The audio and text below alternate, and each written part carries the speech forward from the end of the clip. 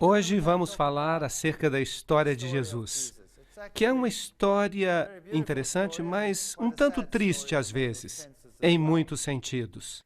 Aqui temos um pequeno mapa de onde Jesus passou a maior parte de sua vida.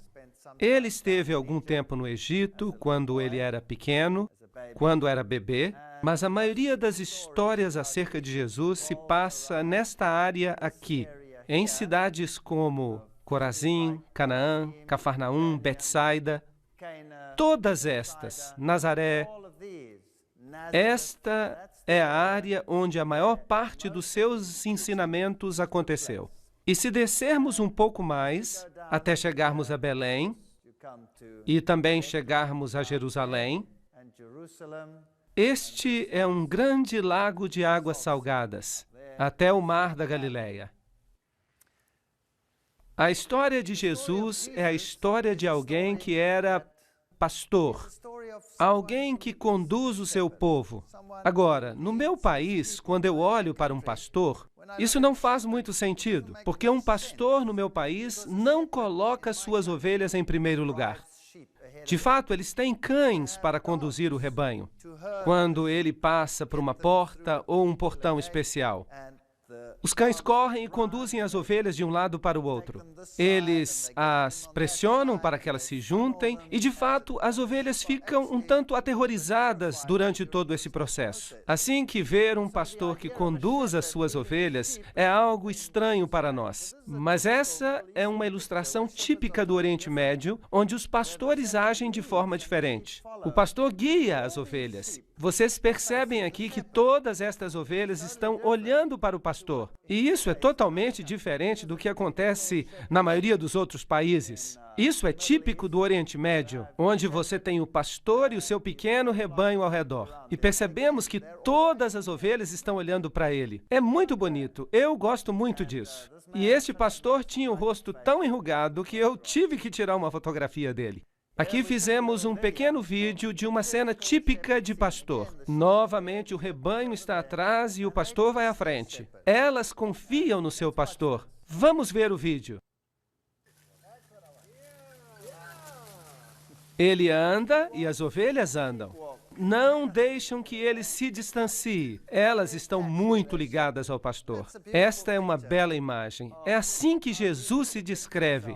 Como um pastor, ele nos guia e nós o seguimos. A história de Jesus é a história mais impressionante que já aconteceu no universo. Infelizmente, em todos os lugares que visitamos no Oriente Médio, nós percebemos que esses lugares foram transformados em lugares sagrados. As pessoas creem que há alguma santidade nesses lugares. É bonito estar ali e é bom ver esses lugares, mas eles não são intrinsecamente sagrados. Você pode ter um encontro com Jesus no seu próprio quarto. E mesmo aqui. Claro que se você quiser ampliar os seus conhecimentos e ver como a vida era nessa área, aí é diferente. Mas ir para ali para receber uma bênção especial, isso é um engano. Portanto, esta aqui é aparentemente a caverna onde os pastores se encontraram naquela noite. E você pode ver que há aqui uma estrela no chão e eles foram informados acerca do nascimento de Jesus. E nesta caverna, eles construíram uma igreja com relevos ao redor e um pastorzinho neste lugar. Quando o anjo apareceu a ele para lhe dizer que Jesus havia nascido em Belém, é provável que os pastores se encontravam em um campo como este. Portanto, a época do ano não poderia ter sido 25 de dezembro, que, de fato, é uma data para o nascimento dos principais deuses pagãos, como Zeus, Osíris, Júpiter e outros. Como os pastores estavam no campo, isso significa que a época era uma época de clima ameno. Não era no meio do inverno, como seria o dia 25 de dezembro. Este aqui é o campo de Ruth, uma história linda, a história de Ruth, a Moabita, que é outra história da Bíblia que nos mostra que Deus não rejeita as nações. Apesar de Moabe ser uma nação apóstata, Alguém de Moabe aceitou a Jesus como seu salvador pessoal. Eles não o conheciam como tal, porque Jesus ainda não havia nascido. Mas eles acreditaram que o Deus de Israel era o Deus verdadeiro e que podia também ser o seu Deus. Esta é a cidade de Belém, onde Jesus nasceu. E há lugares maravilhosos ali. Alguém já foi até lá? Há lugares lindos e as pessoas de lá são maravilhosas. É como se nós fôssemos transportados de volta à Idade Média, em certo sentido. Este senhor aqui, um senhor de idade, me deixou muito impressionado. Vejam que há muitos rostos enrugados ali. E quando você caminha por estas ruas, é fascinante. Eu já visitei ali algumas vezes, é um tanto perigoso estar nesses lugares. Uma vez fomos apedrejados, mas conseguimos sobreviver. Em outra ocasião, éramos os únicos que podíamos viajar de um lado para o outro entre Israel e o Líbano. Experiências fascinantes. Os israelitas vêm, constroem um cerco, simplesmente constroem. E todo mundo que está de um lado tem que permanecer daquele lado, e todas as outras pessoas precisam ficar do outro lado. Aconteceu então que eles puseram uma barreira no meio da propriedade deste homem. E este era o nosso guia turístico. Era o único guia que tinha autorização para estar tanto de um lado quanto do outro. Porque éramos os únicos que podíamos passar de um lado para o outro. Todos os demais tinham que ficar de um lado ou do outro. Creio que foi uma providência divina. Penso que Deus estava conduzindo as coisas. E foi fantástico. Fomos a lugares onde ninguém mais podia ir porque estava tudo bloqueado. Tivemos tudo só para nós. Isso foi muito bom, porque há lugares em Belém onde não se pode nem transitar, porque há muitos turistas. E ali as pessoas precisam passar horas, muito tempo nas filas. Mas nós tivemos a igreja toda para nós, totalmente vazia. E os guias turísticos estavam desesperados por dinheiro. Então eles nos levaram a lugares onde normalmente as pessoas não vão. E foi muito bom. Assim que alguma coisa boa saiu de algo mal. Essas são cenas típicas do mercado local. Este é um açougue ou talho. Se você quiser comprar carne, este é o lugar onde você precisará ir. E há um zumbido enorme ao redor. Mas eu não acho que seja uma boa ideia comprar carne. Este homem tentou me vender o seu frango. Ele insistia para que eu lhe comprasse o frango. Assim que ele ficou atrás de nós, insistindo. Eu disse que não estava interessado, mas ele não me largava. Então, eu tive que pechinchar com ele, porque ele pechinchava comigo. Ele insistia e não me deixava e ficava correndo atrás de mim e insistia que eu comprasse o frango. E eu então disse, eu vou pechinchar com ele por esse frango. E ele foi baixando, baixando, baixando, baixando, baixando, até que ele ficou muito chateado. E então eu negociei um pouco mais e finalmente ele disse, muito chateado, que eu levasse o frango de graça. Eu disse então, eu sou vegetariano. E ele ficou me olhando totalmente incrédulo. Ele não conseguia acreditar que isso era possível. Mas depois riu e nós nos tornamos então bons amigos. Esta é uma padaria típica e devo dizer que ao olhar o pão não parece muito quente, não é? Bem, de qualquer forma, pão é pão. E se assa no forno. E ele parece bom. Mas as mulheres não podem entrar aqui, porque eles não permitem que as mulheres frequentem um ambiente inadequado, onde se assa pão. Experimente dizer isso, Bazanca, lá atrás. Eu não creio que ela estaria muito de acordo. E, no entanto, esta é a famosa Igreja da Natividade, onde, segundo eles, Jesus nasceu. Nós nunca poderemos ter certeza que foram mesmo esses lugares. Alguns talvez estejam corretos. E talvez este seja mesmo o lugar onde Jesus nasceu. Pois, é claro, estes lugares foram escolhidos muito cedo na história, e este, em particular, pela mãe de Constantino. E foi ela que descobriu que este lugar é o lugar. E por isso eles construíram aqui esta igreja, que era naturalmente uma igreja bizantina, o que significa que era ortodoxa, e por isso há uma tremenda desavença neste lugar, porque tanto os ortodoxos quanto os católicos reclamam este lugar para si.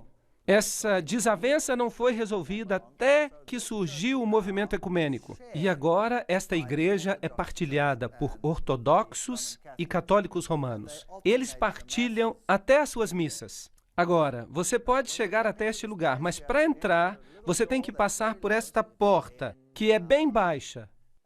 Então, você precisa se abaixar para mostrar um sinal de respeito e humildade. Por isso, você tem quase que rastejar através dela. E você pode perceber que a igreja está quase totalmente vazia. Quando eu estive ali, mas antes ela estava cheíssima. E o piso é, na verdade, um piso falso. O piso original está por baixo. E ele tem um mosaico original da época de Constantino. Esta é uma igreja muito antiga. E, com certeza, como local sagrado, ela está cheia de mitologias e histórias que provavelmente nunca aconteceram. Mas para mim era interessante, porque os raios do sol que entravam nesta igreja lhe davam um aspecto muito interessante.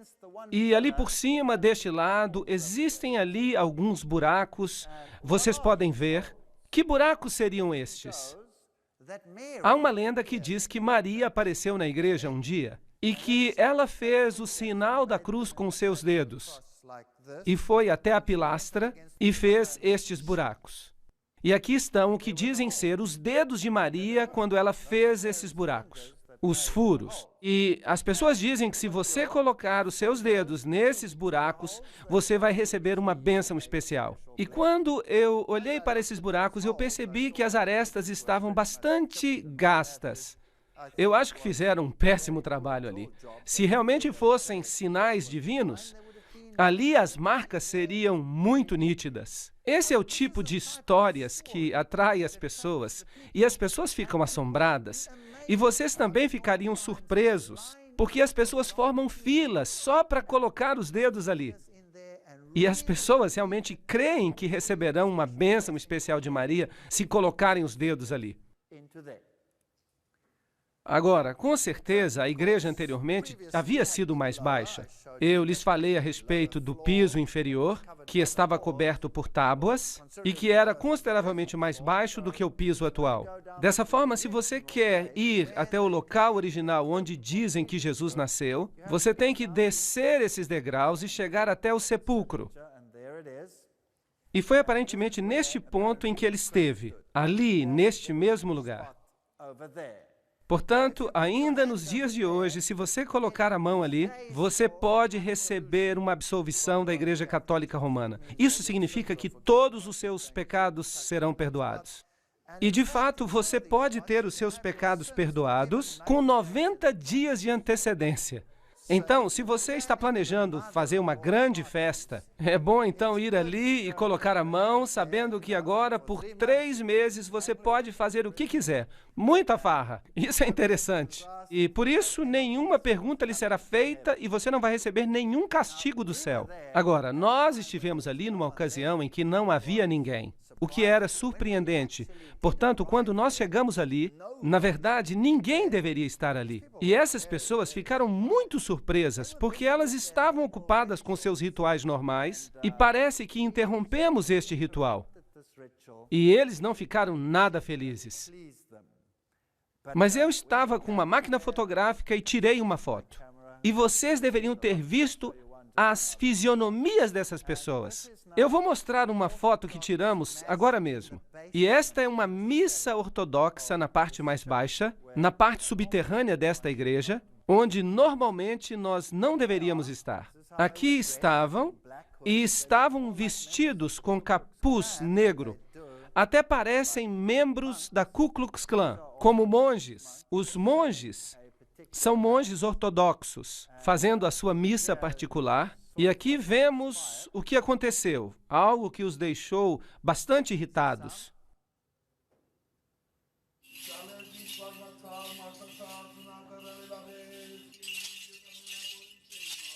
Ele está muito irritado conosco porque nós estamos tirando fotografias.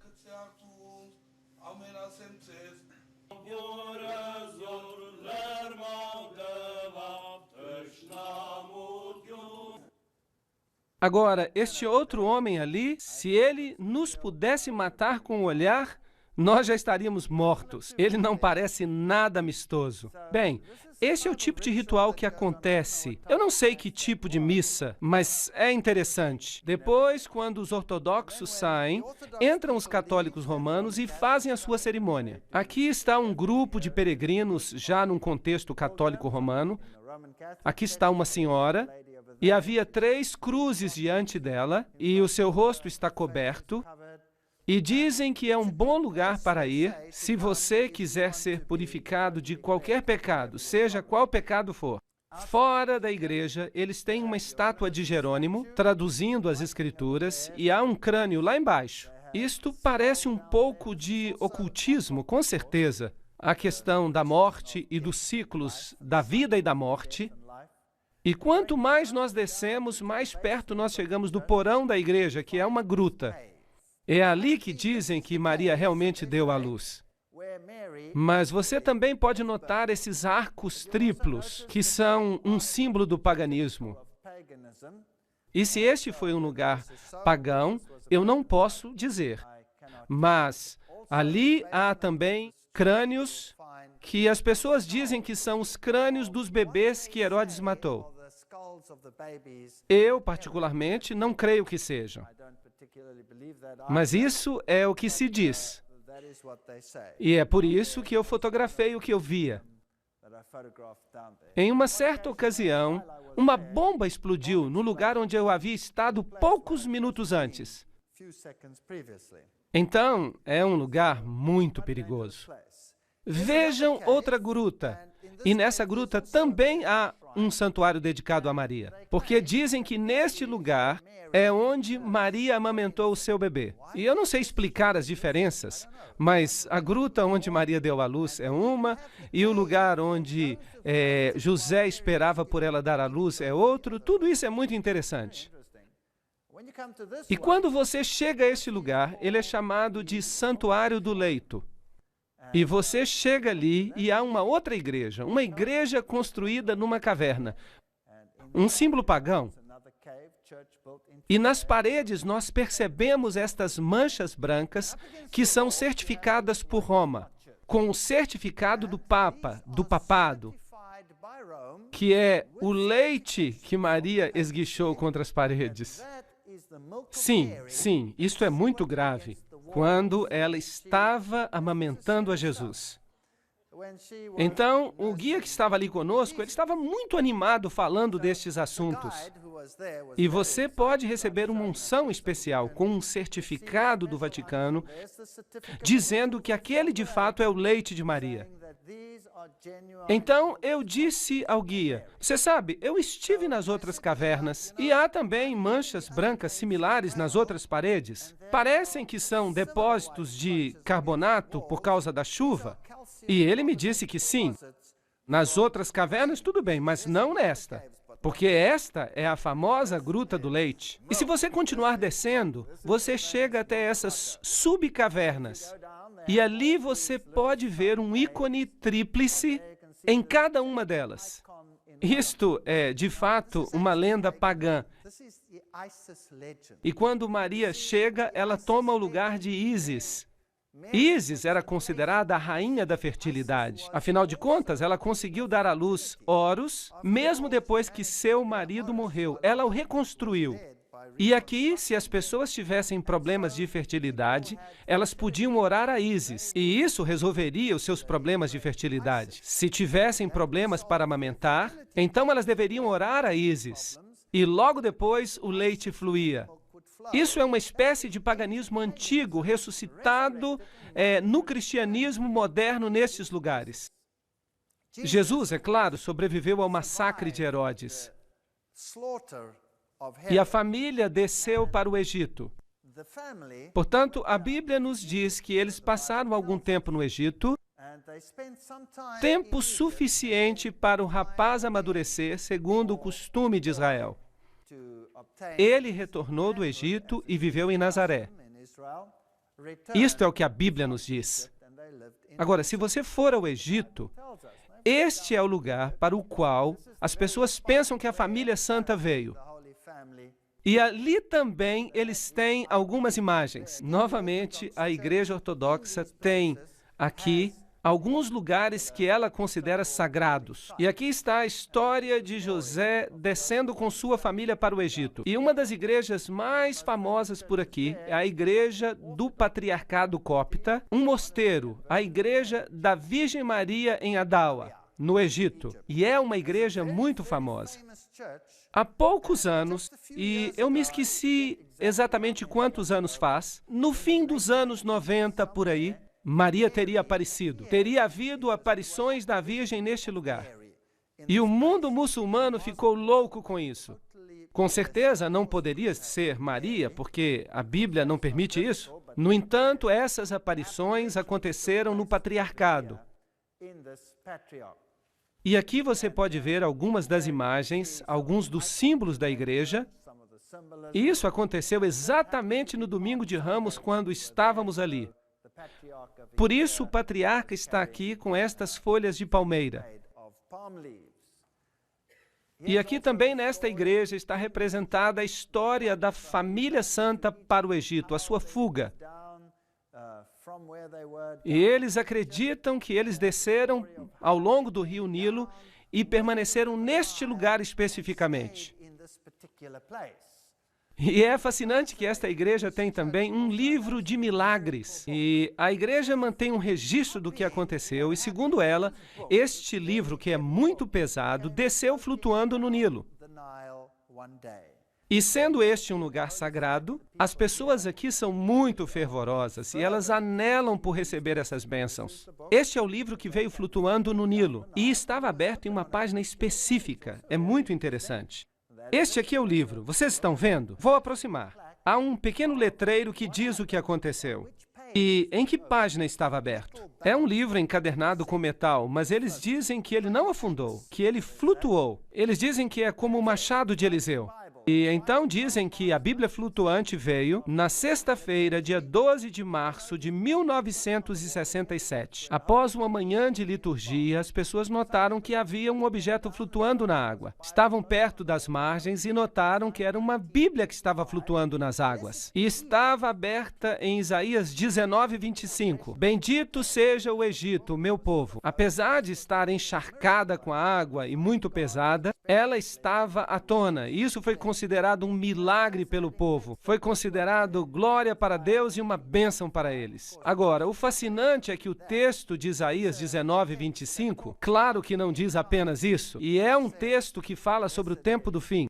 Diz que haverá uma bênção para o Egito e para a Síria e para Jerusalém, o que significa que a mensagem de Deus terá chegado até mesmo às nações pagãs e que muitos vão aceitar a justiça de Cristo. De certo modo, é uma bonita profecia para o fim dos tempos. Mas eles se ativeram exclusivamente a esta parte para dizer que eles são um povo escolhido. E é a mesma coisa que faz o Alcorão, também dizendo que os ismaelitas são os herdeiros verdadeiros e não Jacó. Este é o lugar onde veio parar a Bíblia flutuante. Agora, enquanto estamos no Egito, quero apenas mostrar-lhes um lugar que eu considerei fascinante. É um lugar que se chama a Cidade dos Escombros. É o lugar mais horrível que eu já vi em toda a minha vida. Enquanto se viaja pelas ruas do Cairo, a Grande Cairo tem cerca de 50 milhões de pessoas que vivem ali ao redor. É a cidade mais caótica da face da Terra. Não há nada parecido com ela. É o Armagedon que vai acontecer. Mas vocês podem imaginar os despojos, os escombros, a porcaria e o lixo que a cidade produz? Agora, em condições normais numa cidade, o que se faz com o lixo? Leva-se para fora da cidade. E se incinera, ou seja o que for. Mas vocês conseguem imaginar 50 milhões de pessoas vivendo num ambiente como este? E essas pessoas tomam os seus entulhos, o lixo, e o levam para a área pobre. E jogam o lixo nas ruas. E há pessoas pobres que buscam no lixo o seu sustento. vivem no meio do lixo dentro da cidade. Há, de fato, uma cidade de lixo dentro da cidade. E se você tira fotografias, eles ficam muito aborrecidos. Por isso que as minhas fotos aqui não ficaram boas.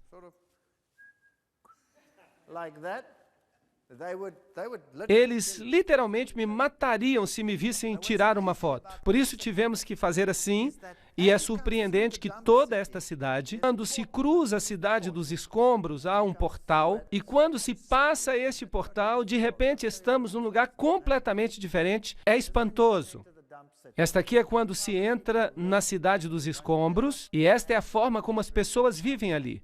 Não dá nem para imaginar. O meu coração realmente ficou condoído. Que estão lugares cheios de lixo. Eles vivem aí. Este é o seu lar. E eles vivem no meio do lixo. Sua casa é de lixo. Aqui dá para ver os caminhões de lixo entrando, há centenas. Há um engarrafamento inacreditável. É tudo lixo e o cheiro é insuportável. Nós atravessamos toda a cidade, mas eu não toquei em nada. E ainda assim, eu tive uma inflamação na gengiva. E todo o resto da nossa equipe teve diarreia. Só de passar por este lugar, que é um lugar incrível. Os germes que existem ali são assassinos. As pessoas precisam ter um sistema imunológico de primeira qualidade. Aqui dá para ver os engarrafamentos, bem como o lixo e a porcaria por toda parte. As imagens não são muito boas. Estão um pouco tremidas porque eu tinha que tirá-las de forma discreta. Aqui está um burro levando uma carga de lixo para despejar na cidade. E aqui há alguém tomando chá no meio do lixo, como se pode ver. E aqui está um lixo que foi selecionado. Provavelmente ele vale alguma coisa. As crianças caminham no meio do lixo. Vocês podem acreditar, é algo horrível.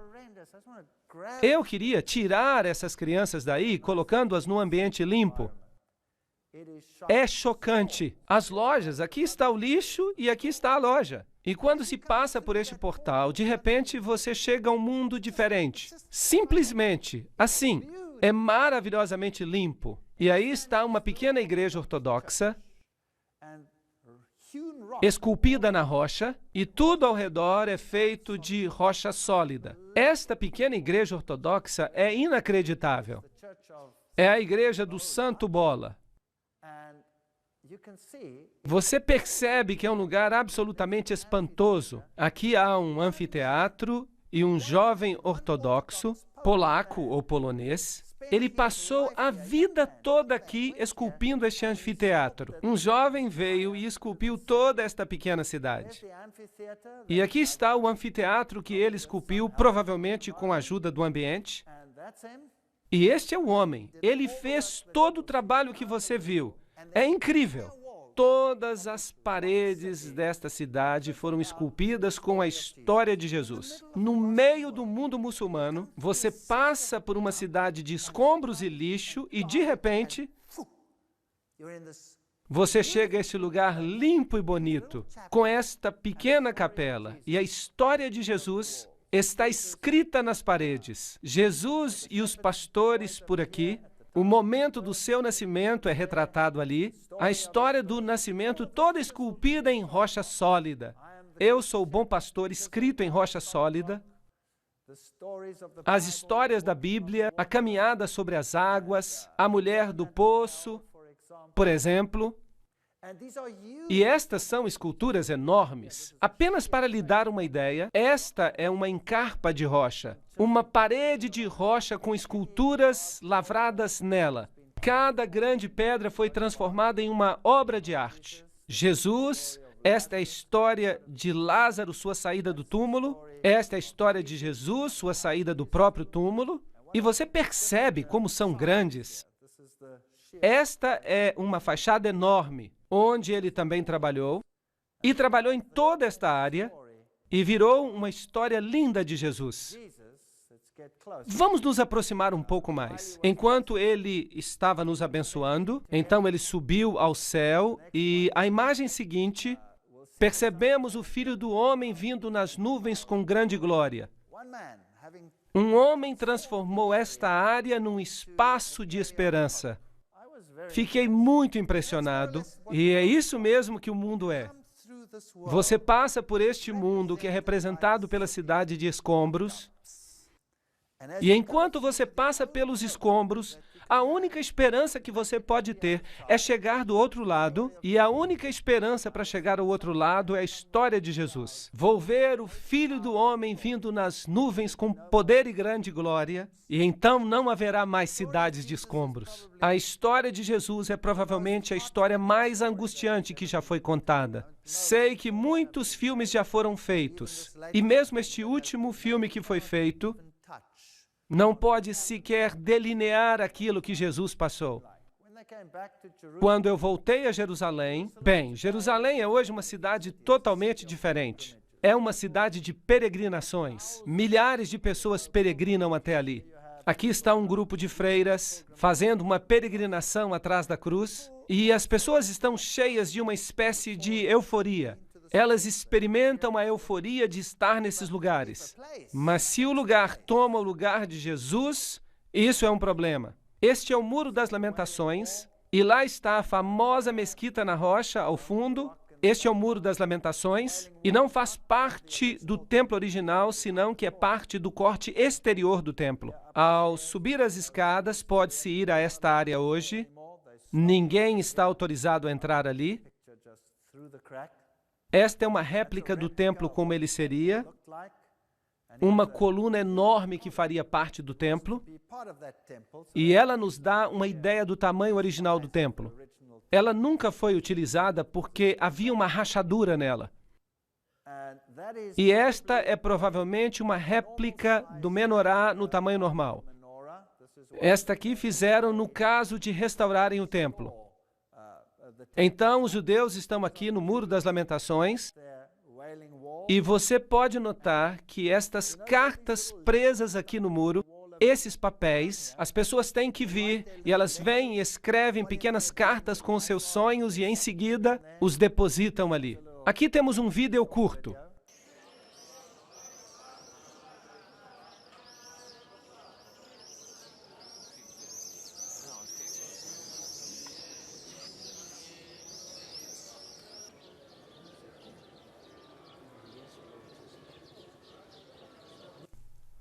Sabem, quando eu olhei para todas estas coisas, para estes judeus sinceros, em pé, na frente do Muro das Lamentações, mostrando reverência para com o muro, eu me perguntei a mim mesmo, se eles apenas conhecem a rocha, sem compreender a rocha da salvação. Se eles simplesmente pudessem compreender que não há salvação em tijolos e que a única salvação está no que esta parede representa. As pessoas têm a tendência de fazer com que lugares comuns sejam considerados santos. Isso é muito triste. E, no entanto, passam por alto a pessoa que esses lugares representam. Debaixo do muro há um túnel e uma passagem chamada secreta. E quando se passa por aqui, chega-se à parte de trás deste lugar, e você pode ver onde os judeus ortodoxos, os rabis, os rabinos, se reúnem. No passado, as pessoas simplesmente os ignorariam, mas os tempos mudaram. Fiquei surpreso. No passado, se você viesse aqui como pagão, eles o detestariam e fariam cara feia. O que faz uma pessoa tão impura num lugar tão santo? Mas eu fiquei surpreso quando estive aqui neste momento, faz 4 meses. A maioria destes rabis ou rabinos veio e me pediu dinheiro, algo que nunca teriam feito há uns 2 ou 3 anos. A situação está ficando ruim neste lado, para que eles façam uma coisa dessa. Mas este é o lugar mais santo, onde se encontram restos do muro antigo.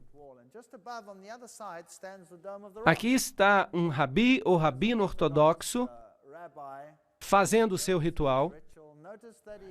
Repare que ele tem os 10 mandamentos em sua testa.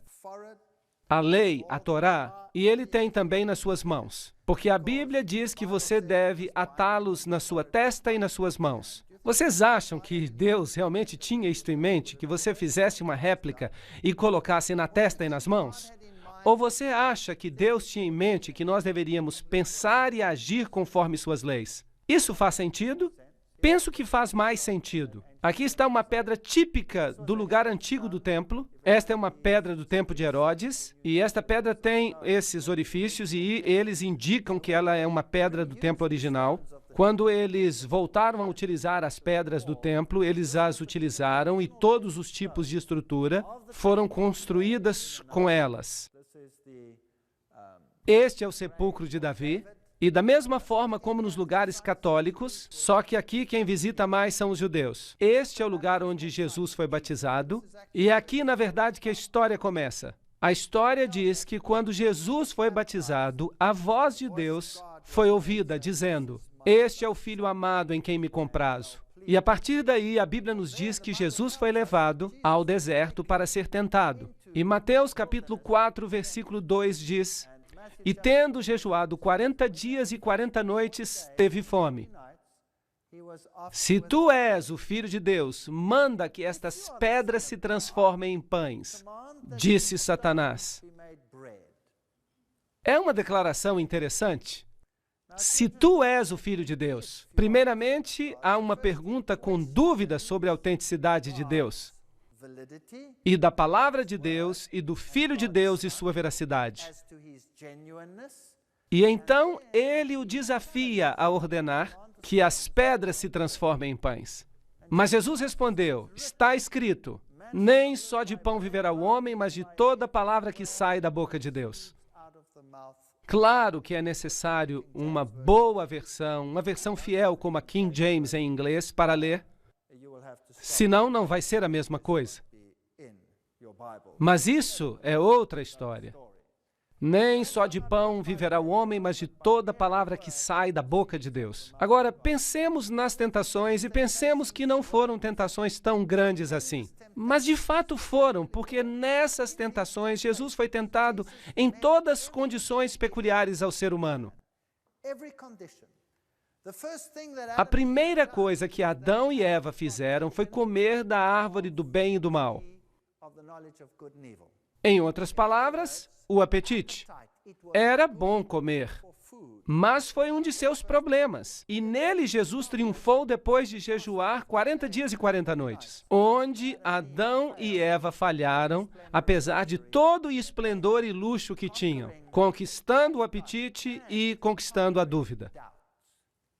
Se tu és o Filho de Deus, Deus realmente disse isto. Portanto, aqui Jesus vence o pecado da dúvida, e ele venceu o pecado do apetite humano, e também a paixão. Tudo de uma vez só. E a tentação deve ter sido muito pior do que a tentação de Adão e Eva. Este é o lugar mais alto do muro antigo. Não temos, de fato, o templo, que deveria estar mais ou menos aqui. Portanto, originalmente, o diabo deve tê-lo trazido a algum lugar por aqui, onde está o muro, e ele o convidou para que ele se jogasse daqui abaixo. Vamos a este lugar aqui para termos uma noção da altura. E a segunda tentação é: se tu és o Filho de Deus, novamente a mesma declaração, pergunta duvidosa, lança-te daqui abaixo, porque está escrito que aos seus anjos dará ordens a teu respeito, e estenderei a minha mão para que não tropeces em pedra alguma. Respondeu-lhe Jesus: também está escrito, não tentarás o Senhor teu Deus. Esta é a segunda grande tentação do homem. E é uma realidade triste. Se escutamos as conferências anteriores, vamos compreender que este é o pecado que a maior parte da humanidade está cometendo. O pecado da presunção. Imaginem duas pessoas que estão tentando resolver uma crise que acontece do outro lado da estrada. E uma dessas pessoas atravessa e diz: eu sou filho de Deus e Deus vai me proteger. Atravessa para o outro lado da estrada. Mas outro vem e diz: Deus existe e há uma crise do outro lado. Ajuda-me a cruzar esta estrada. E ele corre para o outro lado da estrada. Os dois, pelos padrões externos, são absolutamente idênticos.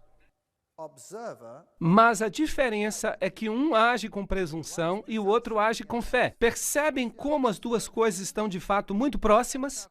Na cristandade moderna, no cristianismo moderno, A maioria das religiões está praticando a religião da presunção, a religião baseada na força, mas a fé é algo diferente. E Jesus poderia ter se atirado dali abaixo, porque isso é o que diz a Bíblia, mas está escrito: não se deve ser atrevido ou presunçoso. Na terceira tentação, o diabo transportou até um monte muito alto e lhe mostrou os reinos do mundo e a glória deles e disse: tudo isso te darei se prostrado me adorares. Agora, as pessoas dizem que certamente Jesus sabia que ele era Deus e queria ganhar essas coisas. Então, como é que Jesus poderia fazer isso? Mas isso não foi apenas uma pergunta simples que estamos vendo aqui, mas Satanás tinha Jesus completamente só e disse: vou te dar tudo, sem você ter que morrer, se pura e simplesmente você se ajoelhar.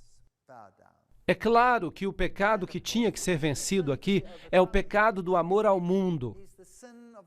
Creio que a maioria das pessoas vai se perder por causa desta tentação em particular. Vai-te, Satanás, porque está escrito: só ao teu Deus adorarás e a ele servirás. O amor ao mundo não vai nos levar a lugar algum. Portanto, nessas três tentações, Jesus basicamente vence, por parte do homem, a maior parte das tentações que nós temos que encarar, de uma forma ou de outra. E em seguida, evidentemente, ele segue para o Mar da Galileia. E no caminho ali existe esta vila pitoresca e ela é chamada Mahalula. E esta é a única vila que se encontra no mundo inteiro onde se fala a língua aramaica. Ora, este é o idioma que Jesus falava e é muito bonito ir ali. É um lugar limpo e agradável, ortodoxo, em sua maior parte ortodoxo ou muçulmano. E eles falam aramaico. E as poucas crianças que moram ali também falam aramaico. Elas são muito rigorosas com o aramaico e soa muito bem, é agradável escutar. Ali estão alguns ortodoxos realizando um ritual neste lugar e nós lhes perguntamos se eles podiam orar o Pai Nosso, para que pudéssemos ouvir como era a língua de Jesus. E eu vou partilhar isso com vocês.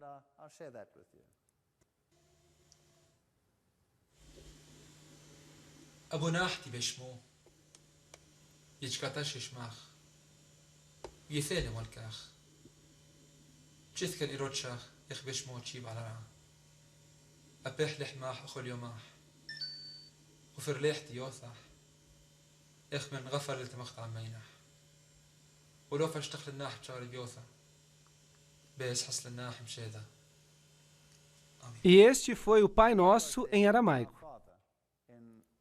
O Mar da Galileia é um lugar maravilhoso. Este é supostamente um dos lugares, porque não é o único, um dos lugares onde as bodas de Caná podem ter ocorrido. E vejam aqueles jarros ali. É como se você estivesse vendo os jarros originais. Como este. Este era o jarro de pedra áspera, onde primeiramente eles esvaziavam os líquidos e logo os guardavam nos jarros de barro. Esta é a cidade de Jesus. Este é o lugar onde realmente Jesus realizou a maior parte da sua obra e onde fez a maior parte das suas pregações. A cidade de Cafarnaum. E eu vou levá-los até lá na próxima parte.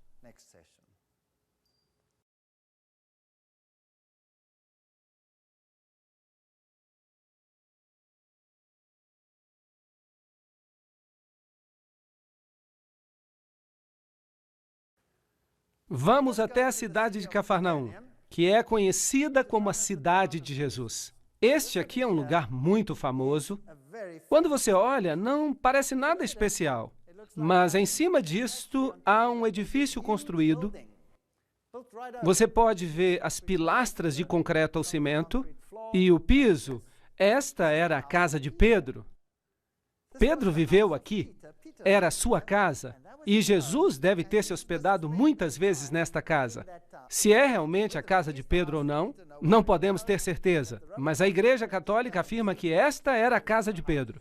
E se você quer ver o que foi construído em cima, aqui está uma estrutura enorme de concreto ou cimento que permanece sobre as pilastras da casa de Pedro. E diz ali Beato Pedro Apóstolo. Este é o lugar onde Pedro viveu. Pedro, naturalmente, significa rocha pequena, pequena pedra, e Roma construiu a sua igreja sobre esta pedra. E ali está uma estátua de Pedro, do lado de fora, com um peixe do seu lado, e esta é a estátua gigante de Pedro. É enorme. Esta é uma história fascinante, porque Simão era também o nome de Simão o Mago, e Simão o Mago, de acordo com Aleph Levi, se tornou em Petra. Pedro, que se tornou a base de todo este sistema. E, em outras palavras, ele se tornou uma espécie de sumo sacerdote. O sumo sacerdote dos imperadores romanos. Se eles estão aqui honrando a Pedro, o apóstolo, é muito duvidoso. Talvez eles estejam honrando mesmo a Simão, o feiticeiro, o bruxo, o ocultista. Mas a igreja construiu esse edifício enorme sobre a casa de Pedro. E ao pé da estátua você pode ver símbolos de peixes e todas estas coisas, e eles dizem que este é Pedro, o apóstolo. Um pouco mais longe, à distância, há uma sinagoga. Portanto, aqui há um enorme edifício de cimento ou concreto, com esta enorme estátua de Pedro, e quando atravessamos a estrada, há uma sinagoga remanescente, provavelmente a sinagoga onde Jesus mais ensinou. E há ali uma placa enferrujada que diz, século I, a sinagoga branca, a sinagoga de Jesus. Sabem, se eu fosse construir um edifício cristão grande, não seria no lugar onde Jesus passou a maior parte do seu tempo. Porque construíram numa casa, que provavelmente é a casa de Pedro, não se tem certeza, talvez seja, porque as Escrituras dizem que quando eles saíram da sinagoga, foram até a casa de Pedro, e esta casa está em frente, é possível, mas talvez seja a casa do lado, quem sabe, mas é possível. Agora, esta é a sinagoga onde Jesus realmente ensinou. Aqui está uma outra pequena vila, assim que Cafarnaum era uma cidade e a outra era Corazim. E depois, então, temos o que resta de Corazim, não é muito. Algumas ruínas estão ali. Essas são as cidades que Jesus amaldiçoou. E Jesus disse que os milagres que tinham sido feitos nelas, se eles fossem feitos em Sodoma e Gomorra, e em Sidom, essas cidades teriam aceitado a mensagem. Mas vocês tiveram uma grande oportunidade. Jesus caminhou por essas cidades e não aceitaram. Aqui há um famoso lugar santo. Este é o lugar das bem-aventuranças. E quando se entra ali, é melhor estar devidamente vestido. Esta é a igreja das bem-aventuranças, um lugar muito famoso. E o Papa João Paulo II esteve ali 2 vezes. E aqui temos um conclave. E este é o campo. Este é o campo onde provavelmente Jesus pregou o seu primeiro sermão. Este é um sermão impressionante. Este é o sermão mais complicado, mais sublime que um dia a humanidade ouviu pregar. E a maioria das pessoas hoje menciona este sermão equivocadamente, em extremos terríveis. As bem-aventuranças, Mateus 5, 3 a 10. Jesus começou dizendo, bem-aventurados os pobres. A palavra para bem-aventurado é makarios, que se refere a uma bênção celestial. Uma bênção que só pode vir de uma fonte divina. Que bênção enorme! E a palavra para pobre, em grego, é pitokos, que se refere a uma pobreza absoluta. Nada mais do que uma pobreza absoluta. Nem 2 moedas sequer. E ele começa o seu sermão, e os judeus estão sentados ali há centenas, à espera de que ele se anuncie como Messias, que diga, eu sou o Messias, vocês são o povo escolhido de Deus, e eu vim para livrar vocês do jugo romano. Vocês se levantarão e serão os maiores no reino dos céus. Era isso que eles esperavam. Mas o que é que Jesus cita nas suas primeiras palavras como Messias? Bem-aventurados os pobres. Existem várias palavras para pobre no grego. Mas ele usou uma que descreve uma extrema pobreza. Em vez de grandeza e riqueza e maravilhas, qualquer objetivo ao qual quisessem se aplicar deve ser o de pobres de espírito, porque deles é o reino dos céus. E a segunda bem-aventurança foi: bem-aventurados os que choram. Eles queriam alegrar-se, eles não queriam chorar. E a palavra para chorar, e há diversas palavras para chorar em grego, mas a palavra grega, penteo, significa chorar com absoluta tristeza. Como, por exemplo, a tristeza que você poderia ter ao perder um filho único. Esse é o tipo de dor. Bem-aventurados os que choram com este tipo de dor, porque eles serão consolados. Bem-aventurados os mansos, porque herdarão a terra. Esta é uma mansidão de humildade, que não é possível descrever em palavras humanas. E bem-aventurados os que têm fome e sede de justiça, porque eles serão fartos. E, novamente, a palavra fome é o tipo de fome que alguém sente depois de vaguear no deserto por dias e dias sem comida ou água. Este é o tipo de fome e o tipo de sede. O que Jesus está fazendo aqui? Ele estava tentando chocar o seu público. Estava tentando dizer algo diferente do que eles esperavam. O que ele estava querendo fazer aqui era lhes mostrar o caminho cristão. E é isso que ele está explicando. Ele está dizendo: bem-aventurados são os pobres de espírito, porque deles é o reino dos céus. Em outras palavras, aqueles que percebem a sua fraqueza, aqueles que percebem que não têm nada a oferecer, venham a Jesus sem nada para oferecer. Eu não posso dizer: Senhor, eu tenho aqui um dinheirinho, eu posso comprar o meu caminho para o céu. Eu não tenho nada. Estou em pobreza absoluta. Não tenho nada a oferecer. Só uma vida manchada pelo pecado. Isso é tudo que eu tenho. Assim, eu preciso chegar ao ponto em que eu perceba a consciência de que sou pobre e não tenho nada a oferecer. Então, o próximo passo é abençoar os que choram, porque eles serão consolados. Não tenho apenas que perceber que não há nada que eu possa fazer como um indivíduo contaminado pelo pecado, mas devo experimentar a tristeza. Por quê? Pelo pecado. Devo experimentar uma tristeza pelo pecado e eu preciso olhar para o Filho de Deus, devo sentir a tristeza, devo sentir o arrependimento e devo dizer: Senhor, perdoa-me. Lamento pelo que fiz. Um arrependimento genuíno é o passo seguinte na caminhada cristã. Bem-aventurados os mansos. Depois que você percebe a sua fraqueza, uma vez que você percebe que você é o responsável pela morte do Filho de Deus, uma vez que você tem experimentado uma tristeza verdadeira, não há mais tempo para você ficar em um alto pedestal pensando que é melhor do que os outros. É hora de descer e experimentar a humildade e saber que os outros e Deus são melhores do que você. É um caminho muito difícil para a humanidade viajar nele. É o contrário de todas as emoções humanas. Bem-aventurados os que têm fome e sede de justiça, porque serão fartos.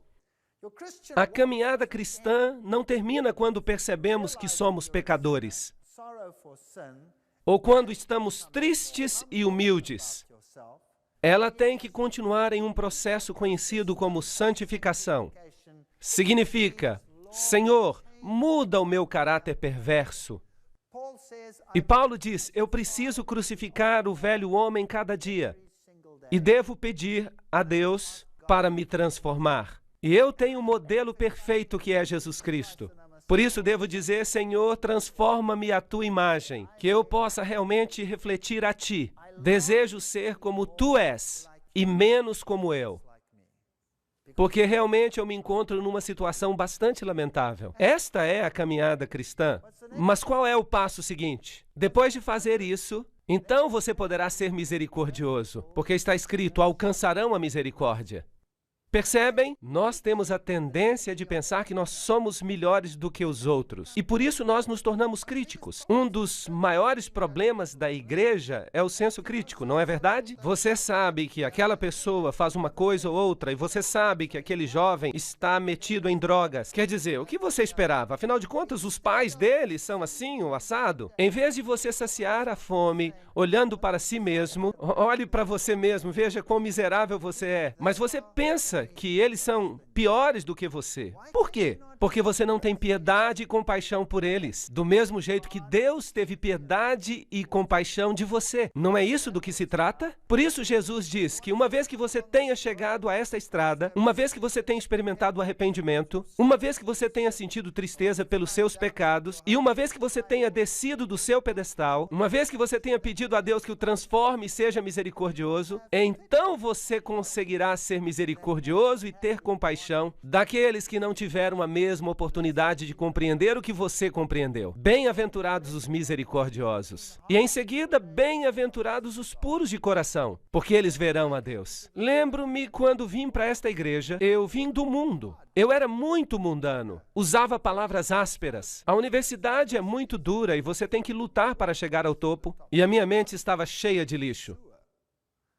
Mas eu disse a Deus, tu sabes que eu não quero ter mais uma mente como eu tenho. Então, Deus, ajuda-me a limpar a minha mente, a desenvolver bons pensamentos, onde agora eu só tenho maus pensamentos. Este é um processo de santificação. O cristianismo não é apenas conhecer Jesus.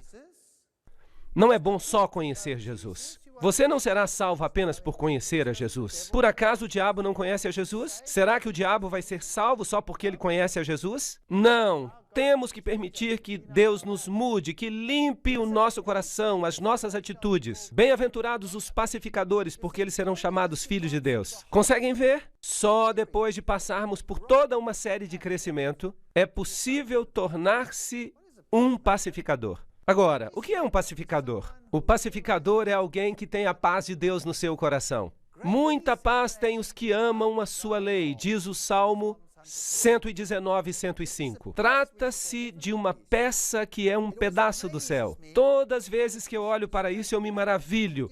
Às vezes os políticos tomam esta frase e a aplicam a si mesmos. Eles se dão grandes prêmios sem terem passado por qualquer uma dessas etapas da vida cristã. Mas eles não são pacificadores, porque um pacificador é alguém que fez as pazes com Deus. Aí é um pacificador. Bem-aventurados os que sofrem perseguição. Não é incrível? Por causa da minha justiça, porque deles é o reino dos céus. Qual é a última coisa que o Senhor menciona aqui? Qual é a última bem-aventurança? Benditos os que são perseguidos. Em outras palavras, se você passar por este processo, se você sentir tristeza pelo pecado, se você pedir perdão, se você permitir que o Senhor lhe mude a vida e o coração, se você estiver disposto a descer do seu pedestal e se quiser a paz de Deus no seu coração, isso será uma irritação para o mundo. Então vão perseguir você. Isso é uma garantia. E este é o processo de caminhada cristã, totalmente oposto ao que o homem apresenta no mundo hoje em dia. As lições que Jesus ensinou perto do Mar da Galileia são as mais fundamentais que o ser humano precisa aprender. Temos que pegar a nossa Bíblia e estar alerta. Se você tem uma dessas Bíblias onde as palavras de Jesus estão em vermelho, é preciso estar atento. Vamos lê-las apenas como história? Não, vamos lê-las cuidadosamente, porque é Deus que está falando diretamente conosco. Cada palavra é um dom de Deus. Cada palavra, mesmo os mas e os pois, estão em seu lugar por razões específicas. Por isso é preciso prestar atenção àquilo que Jesus ensinou. Aqui está um barco típico do Mar da Galileia. Há pequenos povoados ao redor, não mudou muito. Aqui está um barco que foi encontrado depois de uma grande seca e aparentemente é um barco da época de Jesus. Por isso, este é o tipo de barco no qual Jesus esteve com Pedro e seus discípulos quando ensinou. Grandes lições. Peguem suas Bíblias novamente e leiam as palavras de Jesus. E diga a você mesmo, Aqui está Deus me falando. Há poder nestas palavras. Este aqui é o túmulo de Lázaro, é o lugar onde Lázaro esteve. É um túmulo escuro, obviamente, e hoje em dia é considerado santo. Mas imagine que neste lugar Jesus chamou um homem morto em faixas para fora do seu túmulo e provou que a ressurreição e a vida está nele. E ele fez isto um pouco antes de ir a Jerusalém, o último ato da obra de sua vida. E enquanto ele se aproximava de Jerusalém, você pode imaginar o que se passava pela sua mente? Esta é a cidade de Jerusalém. E várias portas da cidade antiga ainda estão lá. Quando você desce esta colina, percebe aqui construída a Capela das Lágrimas. Foi construída com uma gota de lágrimas. E quando você entra na Capela das Lágrimas, ela tem esta pequena luz no topo. E há a figura de uma galinha, com a representação de uma mãe galinha que reúne os seus pintinhos. Porque Jesus disse, Jerusalém, Jerusalém, quantas vezes eu quis ajuntar os teus filhos, como a galinha ajunta os seus pintos debaixo das asas. Mas tu não quiseste. São palavras famosas de Jesus. Jerusalém, Jerusalém, que matas os profetas e apedrejam os que lhes são enviados. Quantas vezes eu quis te ajuntar como a galinha ajunta os seus pintos debaixo das asas, mas tu não quiseste. Nada mudou, o mundo continua a ser exatamente o mesmo. Este é o lugar onde ficava o templo antigamente, mas hoje é aqui a Mesquita da Rocha. Há um interessante detalhe arquitetônico aqui. Este é o portão de Damasco. E os arqueólogos querem nos fazer crer que a parede não está mais no mesmo lugar onde ela estava nos tempos antigos. Mas isto é muito significativo, porque os católicos romanos, eles têm no interior das muralhas o Gólgota. Mas a Bíblia diz que Jesus foi crucificado onde? Do lado de fora das muralhas. Agora, isto é muito significativo. Onde Jesus foi crucificado?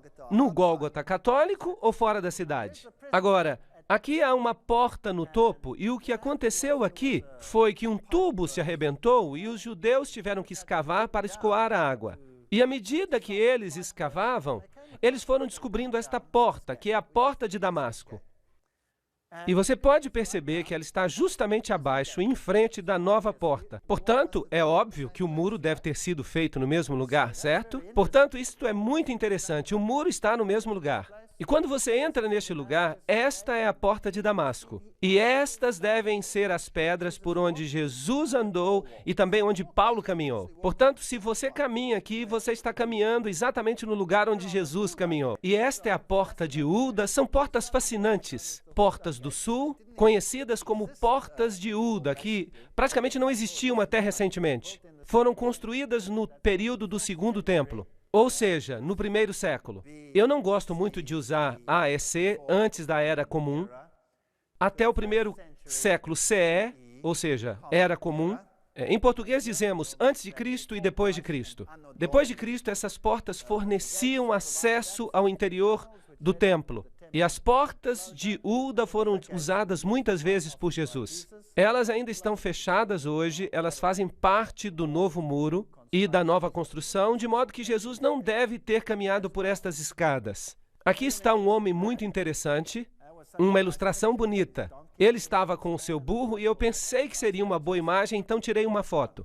Foi um grande erro que eu cometi. Este homenzinho pulou nas minhas costas e me sacudiu como se eu fosse um pano velho, na esperança de que alguma coisa caísse dos meus bolsos. E eu acabei recompensando-o pelos seus esforços. E então veio o meu amigo e pensou que isso daria uma boa foto. E eu fiquei do lado rindo, enquanto ele tirava a foto, e o homem fez exatamente a mesma coisa. E começou a lhe dar golpes nas costas. E ele o sacudia como se fosse um pano velho. E o meu amigo então me perguntou, por que você não me disse isso? E eu disse, é que eu estava querendo ver o show, e por isso eu não pude avisar. Isso aqui é o que se vende nas ruas de Jerusalém. Este é um vendedor de alfarrobas. Ele tem uma grande jarra nas costas com o suco de alfarrobas. E quando você se aproxima, então você pode tomar um copo deste sumo ou suco. Este é um setor judeu muito diferente. Aqui está um moinho velho, com crianças pequenas, judias. Há muitos conflitos neste país. Esta é a velha cidade de Davi, que foi o lugar onde eles cerraram Isaías em 2. Será que você consegue imaginar isso? Alguém sendo cerrado vivo? Que povo cruel! E esta é a igreja ou construção que fizeram em cima do grande cenáculo, onde houve a última ceia, como se diz. E este aqui é o Getsemane. Agora, se você quiser ir ao Getsemane, você tem que escolher qual deles, porque há dois. Este aqui é o Getsemane ortodoxo, e está construída esta enorme igreja ortodoxa nele, e ao lado, um pouco mais afastado, está o Getsemane católico. E do lado de fora há estas enormes oliveiras, e se diz aqui que estas oliveiras são descendentes daquelas onde Jesus foi orar. Lembram-se que Jesus disse ali, a minha alma está cheia de tristeza até a morte, ficai aqui e velai comigo. Mateus 26, 38. Pai, se queres, passe de mim este cálice, mas que se faça a tua vontade, não a minha. E apareceu-lhe um outro anjo do céu que o fortalecia, e entrando em agonia, orava mais intensamente, e o seu suor se tornou em gotas de sangue. Grandes gotas que corriam até o chão. Lucas 43, 44. Há muitas críticas hoje ao filme A Paixão de Cristo. O título do filme não é muito agradável para mim, mas, no entanto, retrata o sofrimento de Jesus, sem ser bíblico. De fato, não conseguiram representar devidamente o sofrimento de Jesus. Eu não vi o filme, mas eu mesmo tenho lido bastante sobre isso e eu posso lhes dizer que Jesus sofreu tremendamente. E a história bíblica é um tanto dispersa. Precisamos juntar as peças para compor a história e realmente entender o que aconteceu com ele. O que se passou com Jesus no jardim foi que ele tinha tanta ansiedade que os vasos sanguíneos da sua pele se romperam. Esta é uma condição médica que ocorre algumas vezes ainda hoje. E é muito raro que alguém sobreviva a esta condição. O estresse e o trauma são tão grandes quando os vasos sanguíneos se rompem por ansiedade que as pessoas normalmente morrem. Portanto, o que deve ter acontecido aqui é exatamente a mesma coisa. E Jesus podia ter morrido aqui, mas apareceu um anjo do céu e o fortaleceu, para prepará-lo para o que estava por acontecer. A Bíblia nos diz que nessa noite os discípulos o abandonaram e fugiram. Marcos 14, 15. Todos o abandonaram. Este é o Getsemane católico, apostólico romano. E aí está, mais uma vez, a famosa pedra onde se diz que ele orou e suou gotas de sangue. Agora, é preciso lembrar que o paganismo também é louco por pedras. O paganismo tem grutas famosas, pedras famosas, e as pedras formavam uma parte muito importante do paganismo. Mas também nas histórias da Bíblia, os patriarcas também fizeram altares de pedra. Mas eles não adoravam as pedras. Eles cultuavam a Deus, mas utilizavam as pedras como altares de sacrifício a Deus, que eram um tipo do sacrifício de Cristo. É uma história completamente diferente. De modo que aqui está aparentemente uma pedra santa onde prenderam a Jesus. E estes devem ser os degraus por onde o levaram, porque eles dão no templo de Caifás, se vocês quiserem chamá-lo assim. Porque não é bem um templo, é mais um palácio. E aqui está uma representação ao lado, como se Jesus tivesse sido conduzido por esses degraus, com cordas, mas a Bíblia não menciona isso. Hoje, esta igreja católica romana foi construída neste lugar. E provavelmente este é um lugar arqueologicamente correto. E aqui estava o assento do sumo sacerdote, que nesse ano era Caifás. Agora, aqui há uma confusão na Bíblia, porque quando trouxeram a Jesus, o levaram a Anás. Agora, Anás era o sogro de Caifás. E ele era o sumo sacerdote anterior. Portanto, como a fama de sumo sacerdote ficava na família, naturalmente, então, o sumo sacerdote do ano anterior, mais velho, era ainda honrado como sumo sacerdote, embora não fosse mais o sumo sacerdote. E por isso a Bíblia é frequentemente criticada pela sua descrição. Mas a sua descrição está correta. E alguns críticos dizem também que ninguém como Caifás de fato existiu. Bem, finalmente eles encontraram o seu sarcófago, com o nome de Caifás, sumo sacerdote, sobre ele. Portanto, isto é histórico também. Então, quando olhamos para o julgamento de Jesus, a Bíblia menciona 7 julgamentos de Jesus. O que é fascinante, porque o número 7 é o número de Deus. Mas não se percebe isso com a leitura casual dos evangelhos. Sobre estes 7 julgamentos, é preciso analisar os 4 evangelhos e associá-los cuidadosamente aos acontecimentos, porque nem todos os julgamentos estão em todos os evangelhos. Alguns se concentram em Pilatos, outros se concentram no julgamento de Herodes. Jesus foi primeiramente levado a Anás. Primeiro a Anás. E ali houve um julgamento perante Anás. E foi ali que o servo de Anás o atingiu no rosto. O feriu no rosto, porque Anás perguntou a ele o que estava fazendo, ou o interrogou acerca do que estava fazendo. E Jesus disse, não fiz nada em segredo. Que pergunta era essa? Porque Jesus sempre havia pregado na sinagoga. Então, o servo de Anás o feriu no rosto. Então, este foi o primeiro julgamento de Jesus. E logo ele foi levado com Anás ao sumo sacerdote daquele ano, que era Caifás. Portanto, Anás e Caifás devem ter feito um outro julgamento conjunto. Dali saíram para o julgamento da noite. Houve um julgamento à noite. E a Bíblia simplesmente diz que Jesus foi colocado numa cova, profeticamente no livro dos Salmos, e logo tiveram um julgamento pela manhã, porque de acordo com a sua lei era ilegal ter um julgamento à noite. Tinham que fazê-lo depois do nascimento do sol. Portanto, houve um julgamento com Anás, houve um julgamento com Caifás e Anás, houve um julgamento à noite por parte do Sinédrio, e depois reuniram mais uma vez todo o Sinédrio e fizeram outro julgamento pela manhã. E então acharam que Jesus era culpado e o levaram em seguida a Pilatos. Pilatos fez a sua análise, mas não quis tomar a decisão sozinho. E por isso enviou a Herodes. E Herodes fez um julgamento, mas tampouco quis decidir sozinho. E o enviou de volta a Pilatos. E houve então um julgamento final, quando Jesus foi entregue aos judeus para a crucifixão. 7 julgamentos ao todo. Portanto, este é o primeiro lugar onde Jesus esteve. Hoje, com certeza, é um lugar famoso, onde Pedro é novamente honrado. E Maria, com a imagem de uma deusa.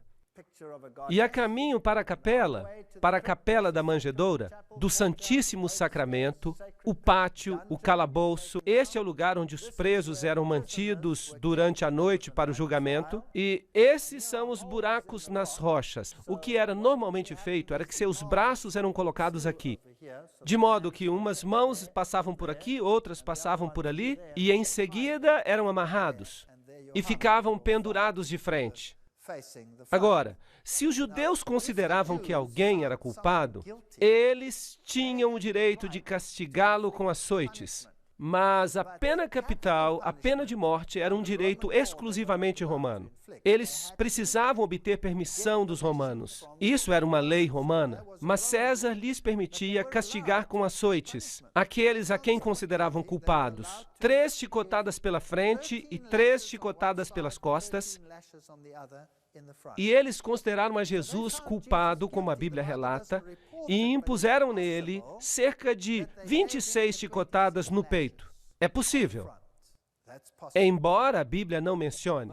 E aqui está um calabouço, onde eles deixavam as pessoas e eram colocadas ali nuas. E aqui estão algumas cruzes bizantinas na parede, o que mostra que os primeiros cristãos reconheciam este lugar. A pessoa então era baixada a este calabouço. Em outras palavras, ficava em escuridão total. Um salmo diz, e me baixaram a um poço. Portanto, isso é o que deve ter acontecido com Jesus, enquanto ele esperava ali, durante toda a noite pelo julgamento da manhã, até ser convocado. Hoje você pode entrar nesse poço. Você pode observá-lo. Ali, após o julgamento da manhã, ele foi levado a Pilatos e dali foi colocado nesta prisão enquanto aguardava o julgamento. Posto aqui embaixo, e depois foi julgado e considerado inocente por Pilatos. Pilatos se recusava a sentenciá-lo à morte. Por isso, o enviou a Herodes. Escarneceram dele, lhe deram uma capa.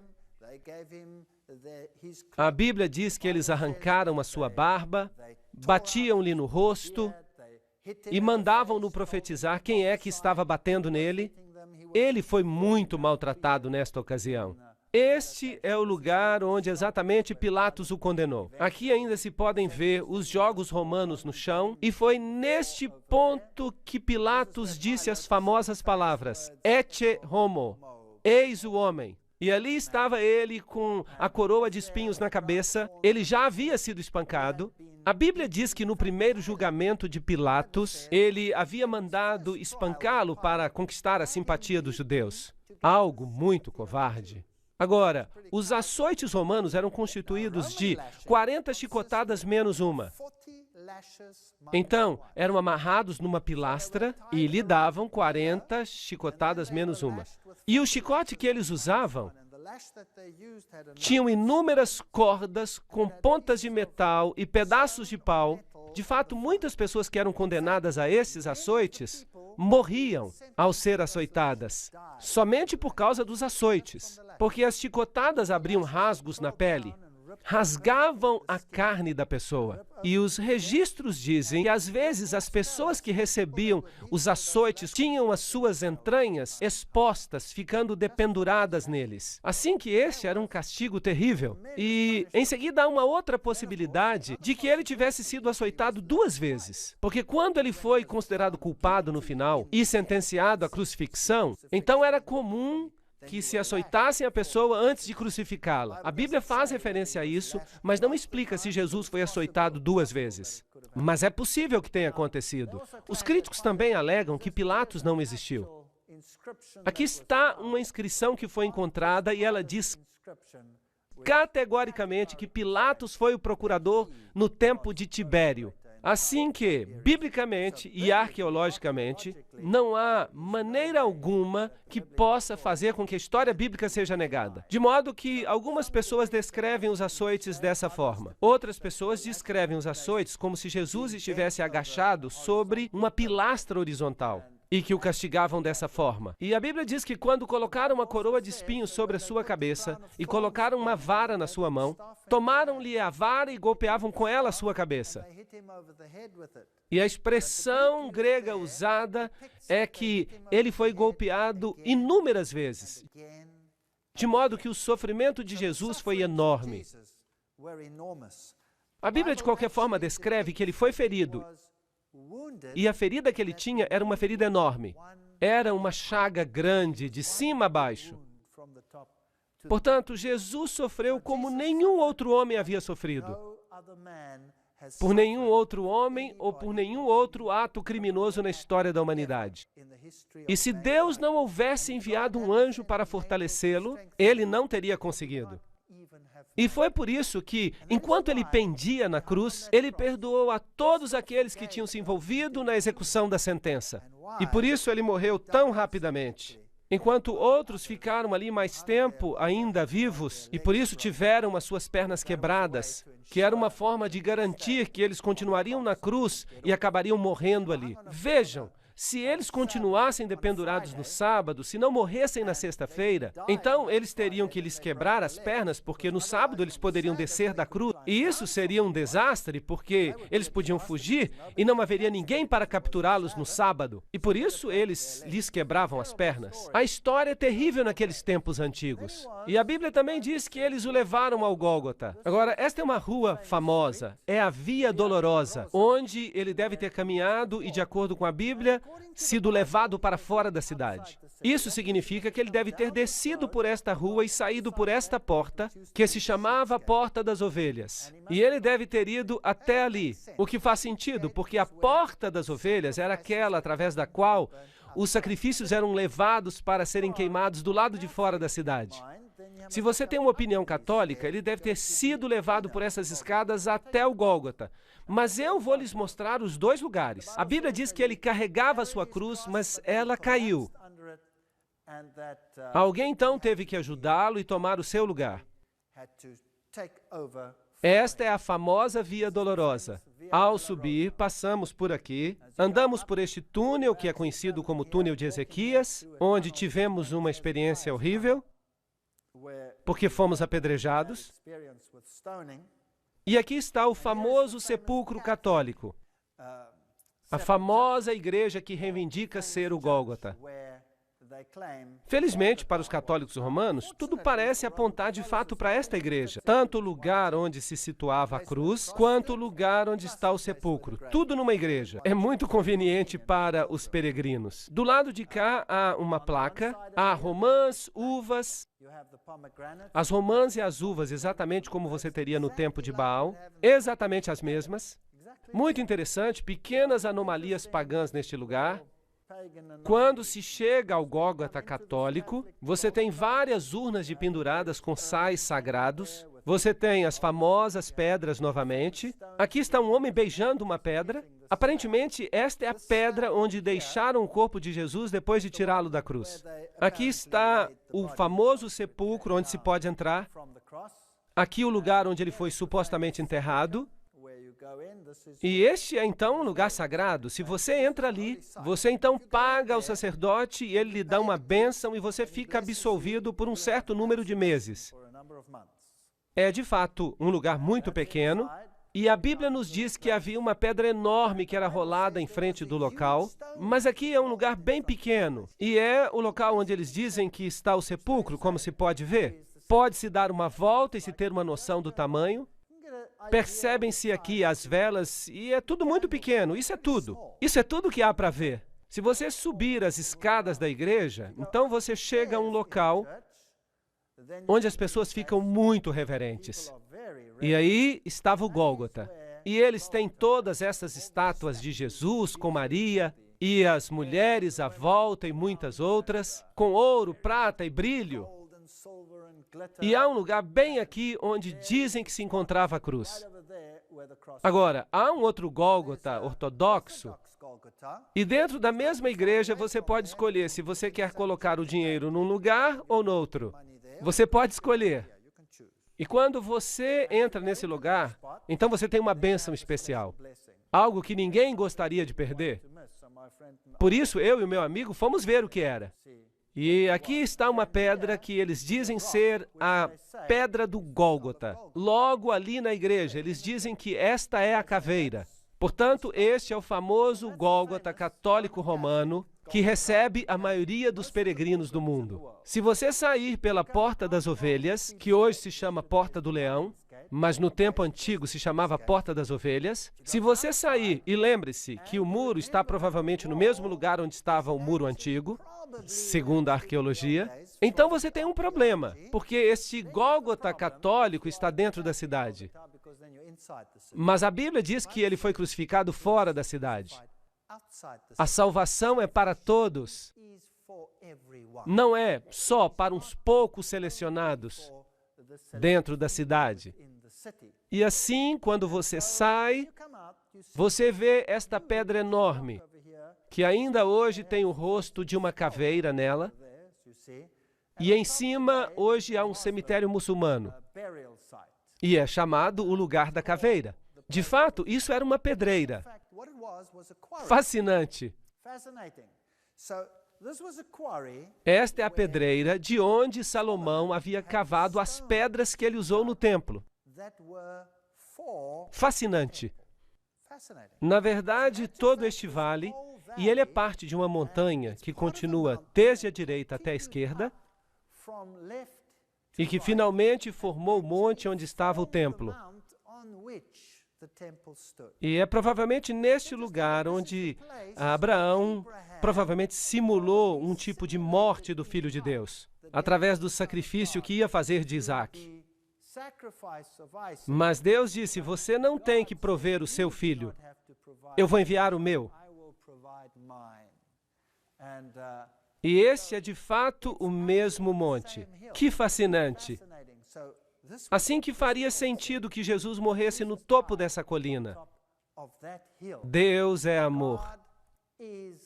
Porque Deus amou o mundo de tal maneira que deu o seu Filho unigênito para que todo aquele que nele crê não pereça, mas tenha a vida eterna. João 3,16. Fora, bem próximo, na base da montanha, está uma tumba com um jardim. E em seguida tomaram o corpo de Jesus e o envolveram com linho e especiarias, da maneira como os judeus costumavam sepultar. E nas proximidades do lugar onde foi crucificado havia um jardim, e no jardim havia um sepulcro, que nunca havia sido utilizado para enterrar a ninguém. Isso é o que a Bíblia diz. Portanto, é totalmente diferente do local que está dentro da cidade. Portanto, há um jardim fora da cidade, e ainda hoje este belo jardim existe, mas a palavra jardim na Bíblia significa uma espécie de fazenda, um vinhedo, e aqui há um velho lagar para uvas, portanto faz sentido, e ainda hoje é um belo jardim. E ali, após escavarem para a construção de uns edifícios, eles descobriram este lugar. E vejam, é interessante observar que aqui há algumas tumbas, e em frente aos túmulos há um pequeno muro, e fizeram um sulco, e colocaram uma pedra redonda para que pudessem rolar à frente da tumba. E se você olhar para baixo, também pode olhar para dentro da tumba, para o outro lado, e há uma tumba que foi um pouco escavada. Portanto, ela ainda não estava concluída. A Bíblia diz que a tumba não estava ainda acabada e que ninguém havia sido enterrado ali. E a Bíblia diz que os discípulos se agacharam para ver o que estava lá dentro, para que pudessem olhar. E eles podem ter olhado por aqui e passado por aqui e veriam que a tumba estava vazia. Portanto, isso se encaixa perfeitamente com a descrição bíblica. Também neste jardim há esta erva, ela cresce por aqui, dela fazem uma droga que pode anestesiar, e era misturada com vinho, e assim anestesiavam as pessoas enquanto elas estavam na cruz, mas Jesus se recusou a beber dela. E este é um pastor metodista que ministra neste lugar. Esta é uma pedra típica. Este é o túmulo de Herodes, um dos poucos sepulcros intactos deste tipo hoje. O de Jesus era provavelmente similar. Portanto, aqui é provavelmente o lugar do jardim da tumba. Há um pequeno sulco à frente onde teria estado uma grande pedra redonda que teria sido removida. Isso faz muito mais sentido para mim do que o outro Gólgota. E dentro se vê que as pessoas de fato acreditam que é um lugar santo. E por isso elas vêm aqui para orar e ser reverentes. Tudo bem, mas está escrito aqui, ele não está aqui, ele ressuscitou. E isso para mim é o âmago da questão. Ele não está aqui, ele ressuscitou. O meu Deus, eu não tenho que buscá-lo num lugar sagrado ou entrar em algum buraco. Ele ressuscitou. Posso falar com ele aqui mesmo. Posso caminhar com ele onde quer que eu esteja, porque ele me pode ouvir. Porque ele é a ressurreição e a vida. Quem crê em mim, ainda que esteja morto, viverá. João 11:25. Porque pela graça sois salvos por meio da fé. Efésios 2, verso 8. Sabem, uma religião que se baseia em formalidades é muito vazia, uma vez que se tenha experimentado a Jesus Cristo. Aqui está o Monte das Oliveiras, a Capela da Ascensão, uma pequena capela, e aparentemente este é o lugar de onde Jesus subiu aos céus. E esta aqui é a famosa Porta de Ouro. Ela está entijolada e bem lacrada, e do outro lado há uma escada que leva para o topo do monte, onde está a Mesquita da Rocha. E aqui estão as sepulturas dos homens mais ricos do mundo muçulmano. E eles acreditam que quando Jesus voltar, e ele virá para cá, e essas portas de ouro então irão se abrir. Bem, eles não acreditam que é Jesus, para eles é Enamadi, o Messias. Bem, então para os judeus é o Messias, para os cristãos é o retorno de Jesus, e então esta porta se abrirá. Então, de fato, todos aqueles que estiverem aqui, porque tiveram muito dinheiro para comprar estas tumbas particulares, eles então serão os primeiros a ser ressuscitados e eles serão os primeiros a entrar neste lugar. É conveniente, você acha que vai funcionar assim?